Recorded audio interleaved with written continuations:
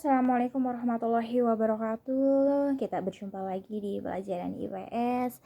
Hari ini tanggal 13 April tahun 2020 pukul 7.30 sampai nanti jam 10.30 ya. Kita akan belajar IPS via online. Mudah-mudahan kalian kabarnya sehat selalu ya, walaupun sedang terjadi virus seperti ini, kita selalu sehat. Dan ini KBM-nya dari kelas 7A sampai 7G, dan mohon maaf sekali untuk 7E, F, G karena biasanya kalian pelajaran IPS-nya dengan Bu Husnul, sekarang dengan Bu Dewi dulu ya. Nggak apa-apa ya, jangan kaget kok gurunya berbeda itu ya, karena gurunya dibagi-bagi. Kalau Bu Husnul itu nanti mapel VG ya kalau nggak salah ya. Nggak apa-apa ya, oke.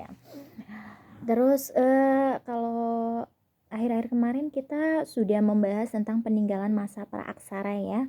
Ada zaman Paleozoikum, Mesozoikum, Neozoikum. Nah, masih ingat nggak? Jangan-jangan sudah lupa nih, aduh, atau Bu Dewi juga dilupakan? Mudah-mudahan enggak ya. Terus ada peninggalan yang itu zaman Megalitikum ya, zaman batu besar ya. Itu ada dolmen, menhir, sarkofagus, ada apa lagi? Ada waruga, ada peti kubur, dan ada yang lain-lain ya. Pasti kalian masih ingat kan ya. Terus kali ini kita akan membahas tentang peninggalan-peninggalan masa Hindu-Buddha ya. Kalau kemarin masa praaksara, sekarang peninggalan masa Hindu-Buddha. Kira-kira apa saja sih peninggalan masa Hindu-Buddha? Kita akan cari tahu. Cekidot. Sebentar, ini kameranya miring. Nah, gini kan bagus. Kok gendut ya. Peninggalan zaman Hindu-Buddha ya. Kalian pernah menjumpai Candi Prambanan, Candi Borobudur? Pernah ya? Pernah ke sana? Pernah berkunjung kan ya ke sana ya? Pasti pernah dong ya.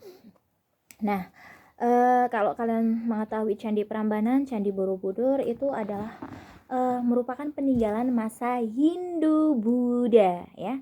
Itu peninggalan masa Hindu-Buddha. Nah, di mana itu? Di Jawa Tengah. Pinter, 100 buat kamu.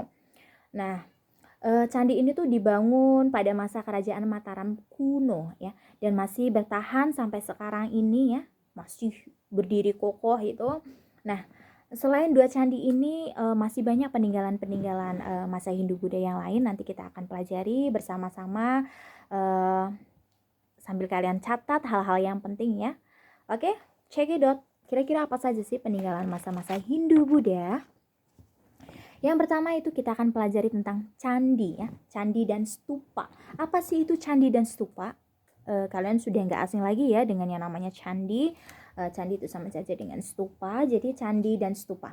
Bangunan candi itu didirikan sebagai biasanya tempat pemujaan ya, tempat pemujaan terhadap roh nenek moyang, atau candi itu biasanya juga digunakan sebagai makam ya. Selain untuk pemujaan terhadap roh nenek moyang, juga sebagai makam.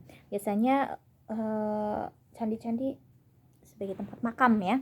Tahu kan ya makam ya, kuburan pada zaman dahulu. Nah, makam.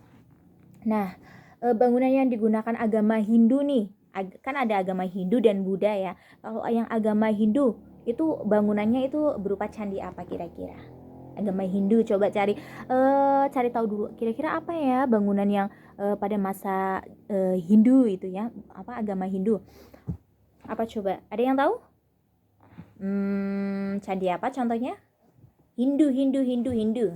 Contohnya adalah Candi Prambanan. Oke, 100 buat kamu.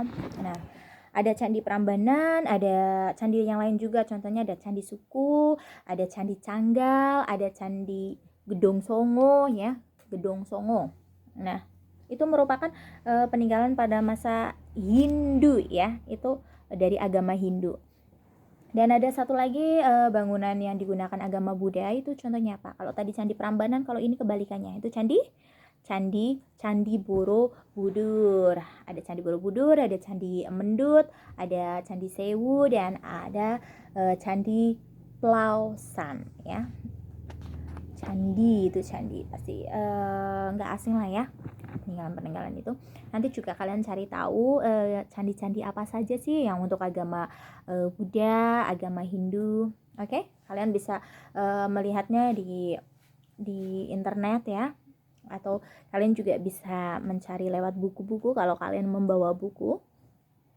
Terus itu tadi yang pertama itu adalah candi atau stupa, yang kedua itu adalah gapura. Wah, apa sih itu gapura? Berarti gapura itu merupakan peninggalan masa Hindu Buddha ya, selain candi. Jadi gapura itu adalah berupa bangunan berupa pintu gerbang ya.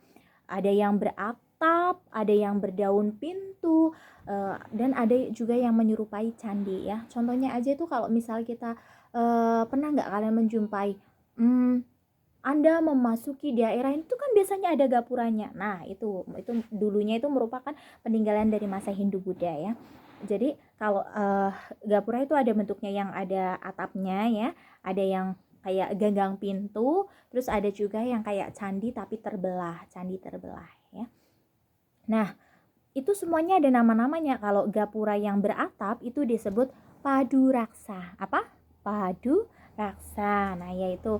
Terus kalau yang terbelah dua itu disebut bentar. Bentar aja ya, bukan ya. Tadi kalau yang beratap itu adalah padu raksa. Sedangkan kalau yang yang terbelah itu candi terbelah, kayak candi terbelah, gapura tapi terbelah, itu namanya adalah bentar. Itu deh pokoknya ya. Terus yang ketiga itu adalah petirtaan. Ingat, bukan pencitraan tapi petirtaan. Oke, apa sih itu petirtaan? Kok kayaknya baru pernah dengar, terus asing banget kayaknya ya. Nah, jadi petirtaan, aduh belibet nih ngomongnya, gue juga susah bilangnya. Jadi petirtaan itu adalah pemandian suci di kalangan istana ya. Kalau istana itu pasti punya pemandian suci ya. Kayak Bu Guru pernah menjumpai di Yogyakarta, kalau nggak salah apa ya namanya ya. Halo, ini saya sedang berbincang juga sama suami saya. Itu apa ya namanya ya, pemandian yang itu, yang taman putri-putri itu yang di Jogja. Hello, aduh orang Jogja malah nggak tahu. Pokoknya itu ada, Bu Guru pernah ke sana. Jadi itu isinya seperti kolam renang ya. Itu merupakan pemandian dari putri-putri kerajaan ya. Terus ada pemandian suci, contohnya itu Tirta Empul dan Jotolondo. Nanti kalian cari tahu ya. Pemandian dari kalangan istana itu seperti apa bentuknya. Kalian boleh cari tahu nanti di gambar di Google ya, cari di gambar. Itu tadi ada 3 ya. Yang pertama adalah apa saja tadi ya, yuk lupa ya. Ada candi atau stupa, yang kedua itu adalah gapura, dan yang ketiga itu adalah petirtaan. Terus yang keempat kira-kira apa ya peninggalan masa Hindu Buddha? Yang keempat itu merupakan patung atau arca ya. Patung atau arca. Nah, bentuk patung itu juga tidak sama ya antara patung Buddha dengan patung Hindu ya. Kalau patung Buddha itu berbentuknya itu dewa-dewi ya, dewa-dewi, bukan Dewi Aurora Polaris ya, tapi dewi-dewi itu tuan putri ya. Terus ada juga tokoh ya, tokoh perjuangan mungkin atau apalah ya zaman Hindu itu.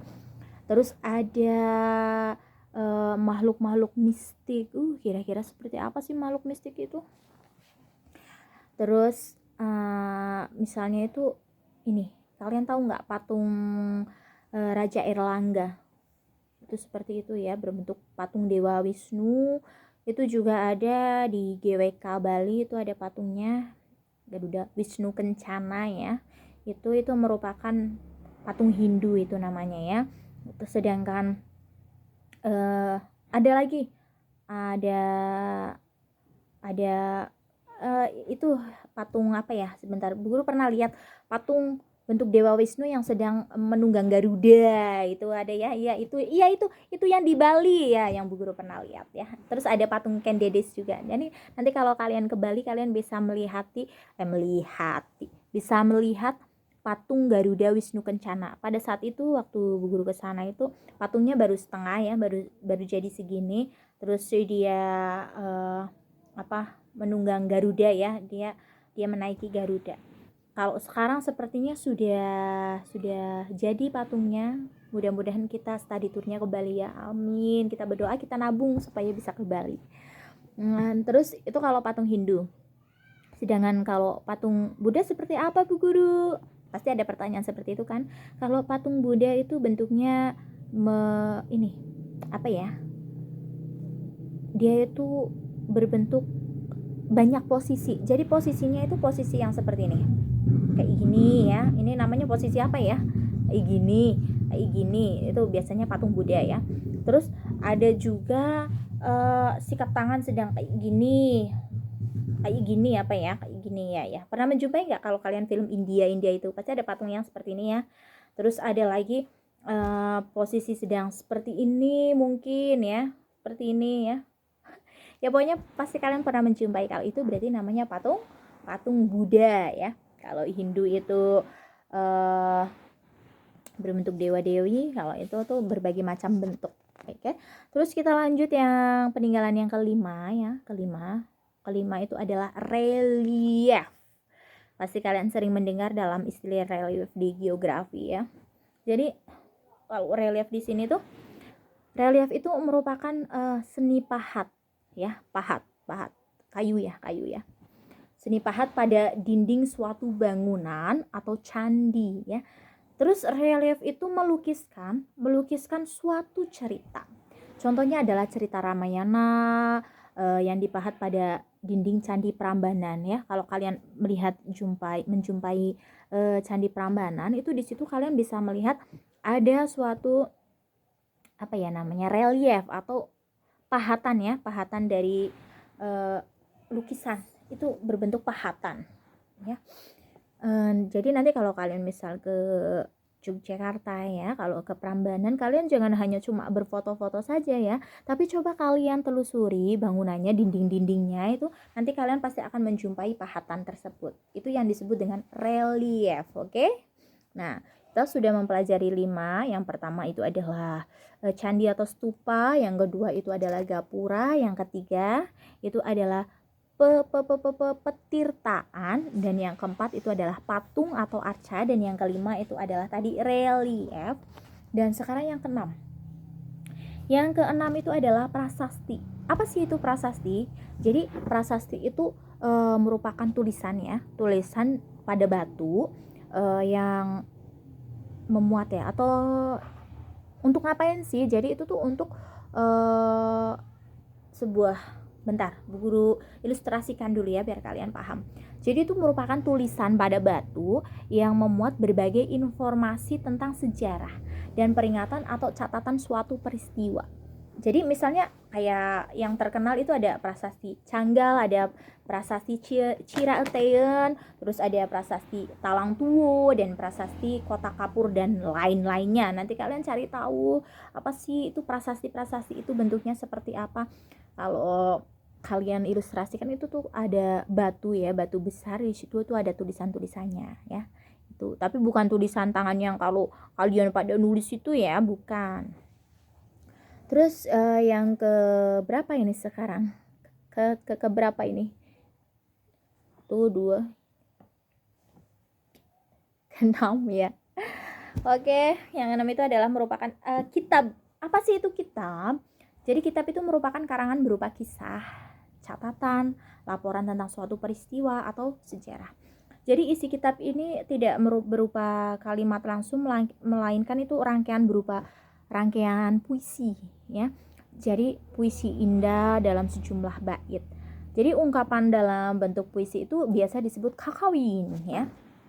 Terus kitab-kitab peninggalan masa Hindu-Buddha itu antara lain apa saja sih? Jadi yang pertama itu adalah ada Kakawin Bhattara-yudha karya Empu Sedah dan Empu Panuluh. Terus ada kitab Negara Kertagama itu dari karya Empu Prapanca, dan Sutasoma karya Empu Prapanca juga. Nanti kalian cari tahu ya kitab-kitab itu. Yang kalian harus tahu itu kitab itu tadi, kitab Kakawin Bhattara-yudha ya. Itu dari Empu Sedah dan Empu Panuluh. Oke. Terus bentuk-bentuk lain peninggalan masa Hindu-Buddha itu apalagi sih Bu Guru? Contohnya ini ada wayang ya.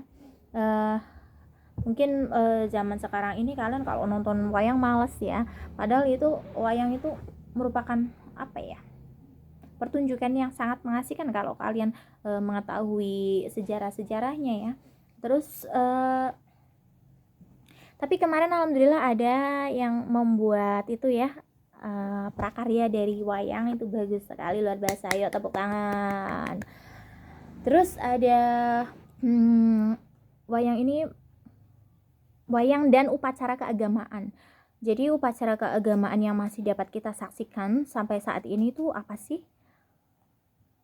Apa coba?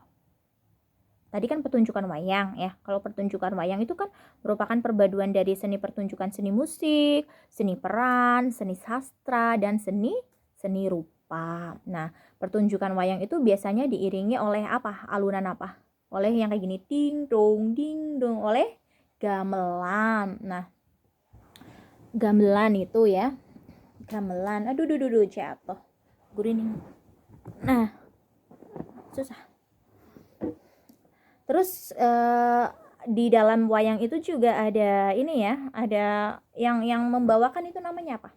Namanya dalang ya. Jadi dalang itu menjadi tokoh kunci dalam pertunjukan wayang, dalam berperan dalam menentukan adanya jalan ceritanya ya, alur ceritanya. Terus bisa memerankan tokoh-tokoh dan mengatur seluruh pertunjukan. Kan kadang kayak gini, deng. Antara suara ini dan dalang ini kan berbeda ya. Nah itu dalang itu luar biasa. Ada dari kalian yang bisa menjadi dalang? Bu Guru kasih 100 nilai kalau kamu bisa dalang, nanti dikirim ke sini videonya, oke? Terus ada lagi upacara keagamaan. Kalau contohnya itu adalah ngaben dan kesodo ya. Kalau ada yang tahu ngaben itu adalah upacara pembakaran jenazah. Jadi ini tuh untuk agama apa ya? Agama Hindu ya, agama Hindu di Bali itu biasanya mereka kalau ada yang meninggal beragama Hindu itu mereka jenazahnya itu dibakar, dan itu ada adatnya ya, itu pakai upacara ya, itu namanya upacara ngaben. Itu Bu Guru pernah menjumpai pas waktu itu Bu Guru lagi pas kuliah ya, guru kan yang namanya geografi itu kan pasti keliling-keliling terus. Bu Guru ke Bali. Nah pada saat itu pas lagi di jalan itu, kita lagi di bis, kita turun semua, kita melihat ada ini, ada apa namanya, sedang ada pertunjukan, sedang ada pemakaman jenazah ya, atau itu Bu Guru turun di situ menyaksikan dari jalan sih ya, kita tidak bisa mengikutinya. Dan itu namanya upacara ngaben ya, pembakaran jenazah. Itu ada ritual-ritualnya dulu sebelum dibakar ya. Terus ada lagi ada kesodo ya. Kesodo itu kebetulan juga pas Bu Guru lagi di Bromo. Bu Guru sebelum ke Bali itu kan ke Bromo dulu. Yang dilala pas Bu Guru ke sana juga lagi ada acara, itu namanya acara kesodo ya. Upacara kesodo itu merupakan apa ya, persembahan sesaji ya, sesaji ke kawah Gunung Bromo ya. Itu kan kalau Gunung Bromo kita kan jalan-jalan itu pakai pasir. Nah itu semuanya, semua warga ya di situ mereka melakukan ritual di situ, memberikan sesajen ya, sesajen banyak lah, ada nasi tumpengan ya yang Bu Guru lihat waktu itu. Terus di situ juga apa ya, itu persembahan lah ya, persembahan terhadap apa ya namanya, arwah mungkin atau apa penunggu di situ, Bu Guru tidak tahu ya. Nah sudah selesai dari peninggalan masa Hindu Buddha ya yang kita pelajari. Ada candi atau stupa, ada gapura ya, ada yang ketiga itu adalah petirtaan, ada patung ya. Kita ulangi lagi ya, kalau semisal tadi itu candi ya, candi yang bangunan Hindu itu apa namanya? Hindu. Kalau Hindu itu Prambanan, kalau Buddha itu adalah Candi Borobudur. Terus yang kedua itu adalah Gapura. Kalau gapuranya itu ada daunnya itu disebut dengan Paduraksa. Kalau gapuranya terbelah dua itu namanya apa? Bentar. Terus yang ketiga itu adalah petirtaan ya. Petirtaan itu adalah kolam bukan kolam ya, pemandian di istana, kalangan istana. Terus yang keempat itu ada patung atau arca. Kalau patung Hindu itu berbentuk dewi-dewi berupa tokoh mistik ya. Terus sedangkan yang Buddha itu berbagai posisi ya, posisi yang seperti ini ya. Nah, terus ada relief juga. Relief itu adalah pahat seni pada dinding ya, yang ada di Candi Prambanan itu. Terus ada prasasti itu berupa batu yang ada tulisan-tulisannya. Terus ada kitab itu merupakan kisah atau catatan laporan yang berisi puisi. Terus ada wayang, ada upacara. Oke, selesai sudah pembelajaran hari ini. Tugas buat kalian adalah kalian silahkan mencatat ya poin-poin pentingnya dan tulis 10 peninggalan masa Hindu Buddha. Nanti kalian cari tahu apa saja, kalian boleh lihat di Google ya, di artikel-artikel, atau kalian juga bisa melihat di buku-buku kalau kalian membawa buku ya. 10 saja peninggalan masa Hindu Buddha. Dan tugasnya nanti dikirim hari Senin yang akan datang ketika kita akan pembelajaran lagi ya. Nanti dikumpulkan. Japri saja ke nomornya Bu Dewi ya. Nomornya ada di bawah ini. Di grup kalian sudah ada nomornya Bu Dewi. Dan sehabis ini nanti kalian masih ada pembelajaran lagi. 1 hari itu 2 mapel. Jadi kalian tetap semangat ya. Jangan bosan-bosan ya. Kita belajarnya santai saja, menggunakan handphone dan yang lain sebagainya. Oke? Dan guru berpesan kepada kalian ya, tetap berada di rumah ya, jangan kemana-mana, belajar di rumah, beribadah di rumah, terus bermain di rumah, dan selalu berdoa mudah-mudahan wabah ini cepat berlalu supaya kita bisa kembali lagi ke sekolahan bersama-bersama lagi ya. Dan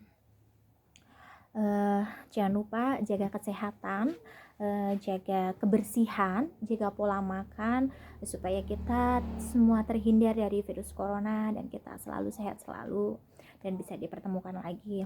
Oke, cukup sekian dari Bu Dewi. Mohon maaf apabila ada salah-salah kata. Kita bertemu lagi nanti hari Senin yang akan datang di jam yang sama, di jam 7.30 sampai jam 10.30.